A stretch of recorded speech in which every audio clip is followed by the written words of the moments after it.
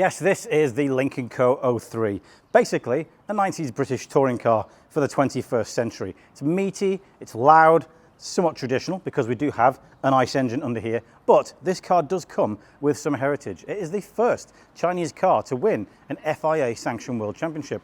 It is a triple winner of the World Touring Car Teams Championship and a double winner of the Drivers' Championship as well.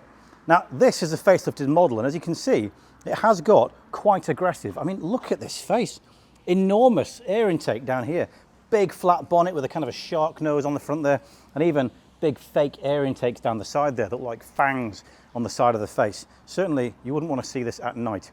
But it is a true Lynk Co. It does have the two raised light elements on the front, and it is a full-fat three-box sedan. It looks, yeah, very, very traditional in that sense. However, can be slightly futuristic. You can get a hybrid version of this, as you would expect from Lynk Co. You can also get a hardcore plus version of this car, which is basically an actual touring car for the road that comes with an enormous rear spoiler as well. But today we're on the standard version, so there's no big rear spoiler here. You just get a little boot lip spoiler instead. We also get black door handles. These don't stand out quite as well on this sort of gunmetal grey look, but the yellow, metallic yellow version, that does look pretty funky. Maybe that would have been a better choice of colour. We also get 19-inch diamond cut alloys, which look very, very cool. Now, if I come around to the back, you'll see we've got a pair of enormous oval tailpipes. They look pretty meaty, and I'm hoping that they're not cashing checks that they can't deliver on later in the video. Let's find out.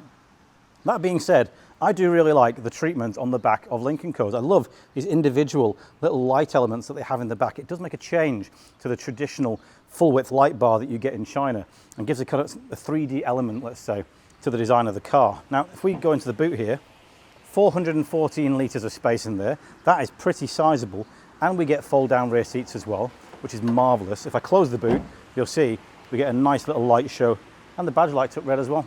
Cool.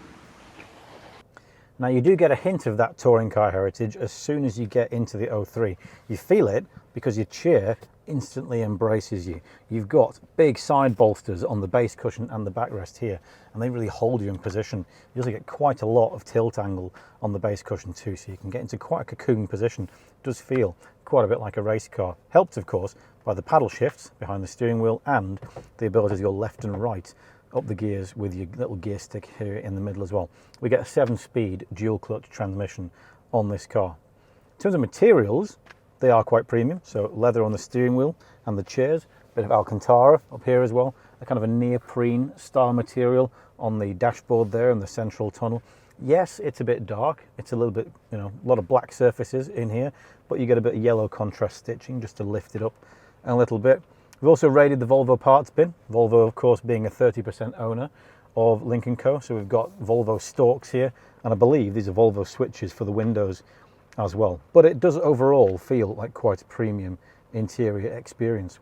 One thing that isn't from the Volvo parts bin is this 12.8-inch screen in the middle here, which is big and bright, and apparently runs on Snapdragon 8155 processor. I don't believe that processor is in our car because our system is a little bit sluggish, certainly not as fast as you would expect from 8155, so I believe that the later versions will be a bit better than this. However, the UI is quite decent. You get a toolbar across the bottom here. Sadly, you can't do the slidey thing with the ventilation like you can on some cars. Maybe that's been fixed in the new one as well. You have to go into the ventilation section to do that, but it's quite functional, useful stuff in there. You get a 360-degree transparent chassis, which helps you, working out where you are on the road. As well as that screen there, we get a 12.3-inch screen behind the wheel here with your speed and your revs on there as well. And if you click the view button on here, it switches to your sat nav, so you can also get your maps on there. Very useful instead of looking at the middle. Now, this car comes with the technology pack, 6,500 RMB option. That gives us automatic parking, which you can find here in that 360-degree camera menu. That works quite well. We also get LED matrix style headlamps, and we get a 25.6-inch augmented reality heads-up display, which is also big and bright. And the cool thing is, when your sat nav is on, it shows you arrows on the road and really brings that to life in a very sort of 3D function. I like that. Elsewhere in the car, sporty steering wheel with physical buttons on there. We get a wireless charger on the passenger side there, not ventilated. We get a bit of space, cup holders in the middle here with some USB and USB-C sockets, and a bit of space under the dashboard as well. We also get a 10-speaker Harman Kardon Infinity unit, which is quite good, very punchy and bassy, certainly better than the one in the Aura Lightning Cat, I would say. We also get heating and ventilation on the driver's seat, heating on the passenger seat, and we get a panoramic roof with a sunroof function in there as well. Main story in the back seats is space.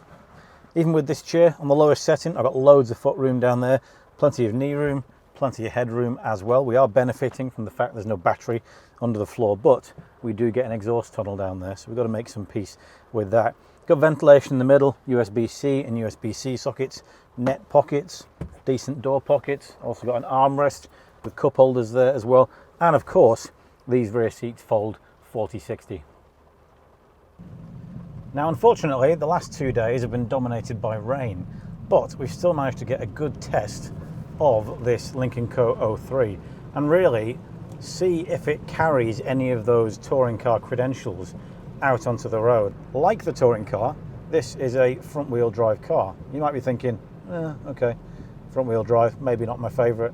If you prefer something a bit more grippy, you can upgrade to the Plus version. That will give you all-wheel drive and slightly more power than you get in this one. You can get this one with a 1.5 litre turbocharged engine, or the version that we have is a 2 litre turbocharged engine. It's actually the same T5 engine that you'll find in a Volvo S60, and that means 254 horsepower and 350 newton meters of torque. So it's definitely no slouch. It will do 0 to 100 kilometers per hour in just 6.9 seconds. Not bad at all for a car that weighs about a ton, 1.6 tons, just under. The Core version, sorry, the Plus version will do that in 5.7. Again, pretty impressive. Now, if you have it in eco mode, like I have it now, you're not really going to feel too much of that sporty side of things. So the steering is definitely a bit lighter in eco mode. The responses are way slower. You need to put a lot more throttle input in to actually get something out of the car. But if you knock it down a couple of modes into sport mode, you might just hear the exhaust note there, which gives away that we're in sport mode. Yeah, a little bit more raspy. We like that. That sounds pretty cool. And it delivers. It is pretty quick. It's also pretty fun to drive, because when you put it in sport mode, it tightens up the steering and certainly makes it feel way more responsive. Probably actually the most engaging steering I've found on a Chinese car yet. It's on the same CMA platform as the Polestar 2, so it's definitely got credentials for a good ride. It's got McPherson suspension up front, multi-link at the rear, additional stabilizers on both axles. The handling is excellent, just grips the road no matter what you do with it. I love it, I love it. Visceral, goes right through your core. I can see exactly why this car would be really good for the World Touring Car Championship. On the downside, it does have a pretty stiff ride, so you won't feel it most of the time, but if you go over a pretty big pothole, it will go through the cabin. The damping has definitely been rolled back a little bit, I would say, in order to make for a more compelling and a more sporty driving experience. But if you like a bit of raucous fun, this is definitely, or this could definitely be the car for you. And it really is very enjoyable to drive. I would throw this around all day if I had the chance to, which thankfully I do. We've got a 7-speed dual clutch transmission. Oh, that noise is brilliant. How cool is that? We've got a 7-speed dual clutch transmission, which isn't the fastest in the world. If I change down a gear, it's a little bit slow on the change down. It does feel about the same speed as maybe a Ferrari 360, which is about a 15-20-year-old car now. So it's not the quickest dual clutch transmission in the world. It is a little bit slow to respond if you do start to put your throttle inputs in sort of by surprise, catch the car by surprise. Love it. I love how it holds on. It does feel like a really engaging car, especially with these bolsters holding you in position. Now, with this not being an electric car, the company don't give us any numbers on range, seemingly because it doesn't matter. There are petrol stations everywhere. In the time that I've been driving it, which has been a bit of a mix of highways and more fun roads like this one, and also a mix of eco and sport mode. We've averaged just 28.4 UK miles per gallon, so not a great deal of economy there, but when you're having this much fun, it doesn't really matter. If you do want an economical version, you may go for the hybrid. That'll probably get you a bit more bang for your buck in terms of range, but then you might miss out on that pretty sexy exhaust note that we get on this one. It feels really dialed in. It's actually a riot to drive. Really exciting. With a soundtrack to match.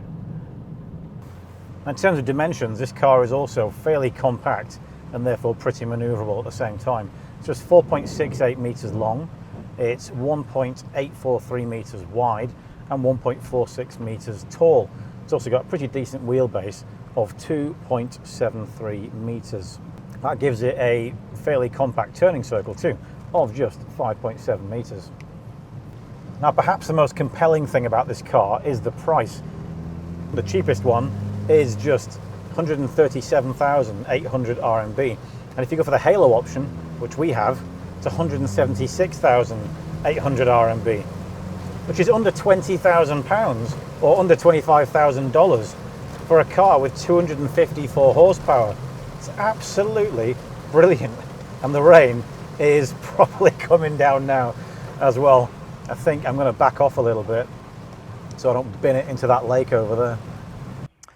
Okay, so that's all we've got time for today, and honestly, the rain has made this video very difficult to make. However, like any great touring car, the 03 has handled the conditions with aplomb. Now, cars like this in an EV era are a bit like dinosaurs. They're a dying breed.